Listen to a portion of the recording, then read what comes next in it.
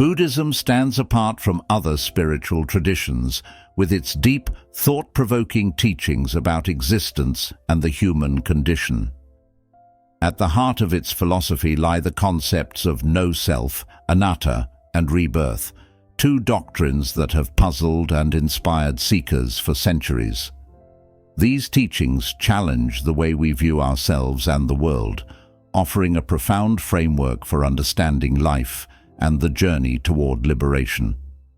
In this video, we will explore these ideas in depth, shedding light on their significance and how they interconnect within the Buddhist path. The idea of no-self, or Anatta, is one of the most revolutionary concepts in Buddhist philosophy. It challenges the deeply ingrained belief in a permanent, unchanging self, a notion that most people take for granted.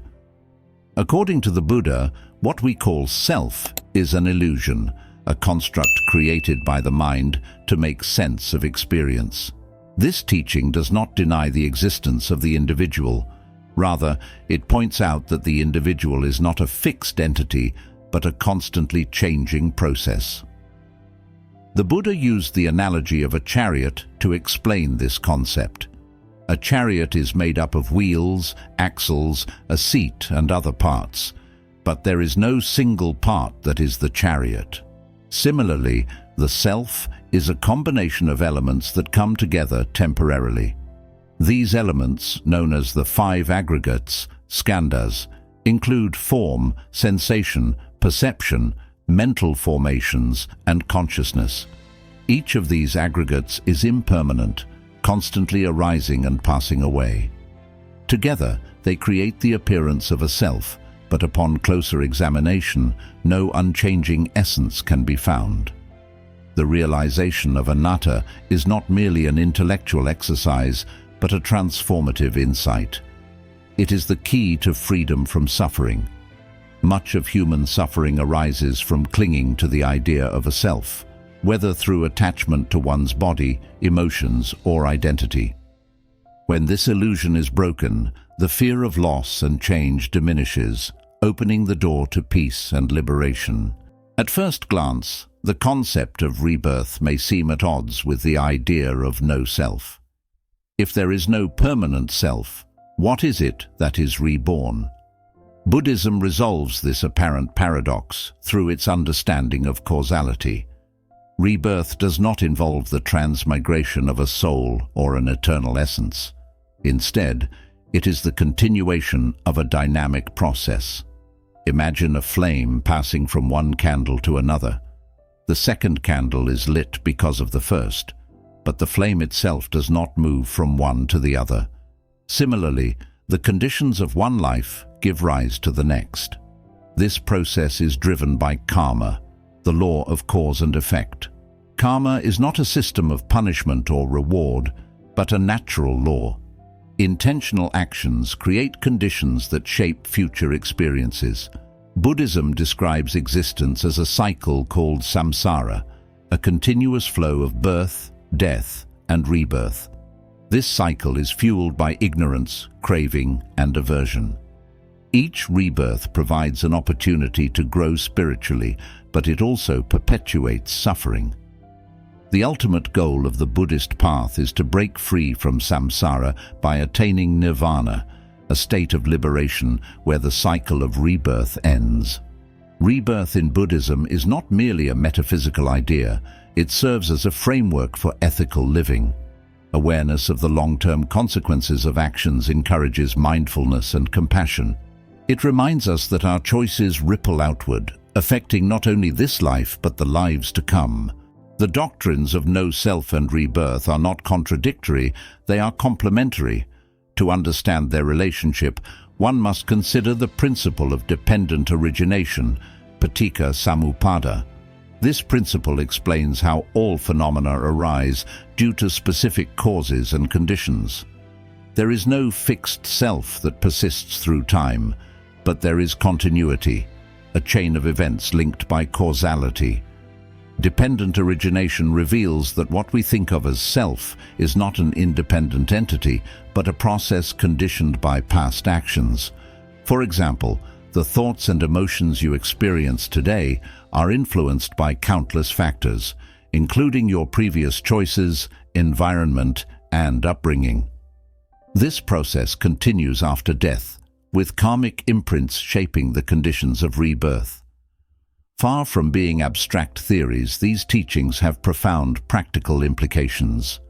Understanding Anatta helps dissolve the ego, reducing the suffering caused by attachment and self-centered thinking.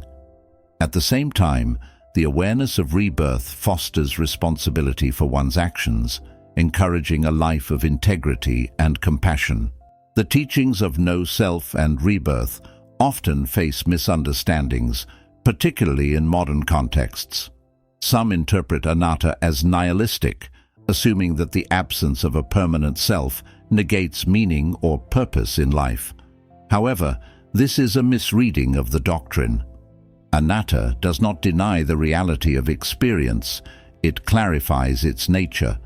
By letting go of the illusion of self, one gains freedom from the fears and attachments that obscure true happiness. Similarly, rebirth is sometimes misunderstood as a literal transfer of an individual from one life to another. While traditional Buddhist texts often describe rebirth in this way, many modern practitioners interpret it metaphorically. They see rebirth as a way of understanding the continuity of habits, patterns, and consequences across time. Whether taken literally or symbolically, the teaching emphasizes the importance of ethical conduct and mindfulness. The concepts of no self and rebirth are not esoteric ideas meant only for meditation retreats or philosophical debates. They are deeply practical teachings with relevance to daily life. By integrating these insights, one can navigate the challenges of existence with greater clarity and equanimity. Letting go of attachments. One of the most liberating aspects of Anatta is its ability to help individuals let go of attachments. Whether it is attachment to material possessions, relationships, or even one's own opinions, clinging creates suffering. Recognizing the impermanence of all things, including the self, allows one to approach life with a sense of openness and acceptance. Embracing change. Life is marked by constant change, birth, aging, sickness, and death. Clinging to the illusion of stability leads to frustration and disappointment. The realization of no self provides the tools to embrace change with grace, seeing it as a natural part of existence rather than a threat to one's identity. Living ethically. The awareness of karma and rebirth underscores the importance of ethical living. Every action has consequences, shaping not only this life but future ones. By cultivating kindness, honesty, and mindfulness, one contributes to the well-being of oneself and others.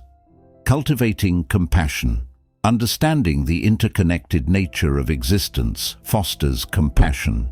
When we see that all beings are part of the same web of causes and conditions, it becomes easier to empathize with their struggles and joys. Compassion arises naturally when the boundaries of self are dissolved. The teachings of no self and rebirth are not meant to be merely intellectual concepts. They are an invitation to transformation. They challenge us to question deeply held assumptions and to see the world through a lens of wisdom and compassion. This journey requires courage, as it involves letting go of familiar ways of thinking and embracing a new perspective on life. Yet, the rewards of this journey are profound. By understanding Anatta, one frees oneself from the chains of ego and self-centeredness. By contemplating rebirth, one gains a sense of responsibility and purpose, recognizing the impact of one's actions across the tapestry of existence. These teachings remind us that liberation is possible, not in some distant future, but here and now. Through mindfulness, ethical conduct, and meditation, one can gradually untangle the knots of ignorance and craving, moving closer to the ultimate goal of nirvana. The concepts of no self and rebirth form the heart of Buddhist philosophy, offering a transformative vision of life and existence. By seeing through the illusion of self and understanding the cyclical nature of samsara, one can cultivate wisdom, compassion, and inner peace. These teachings are not merely abstract ideas, they are practical guides for living with purpose and clarity. As you reflect on these profound truths, consider how they might reshape your understanding of yourself and the world. May these insights inspire you to embrace change, act with kindness, and walk the path of awakening with courage and grace.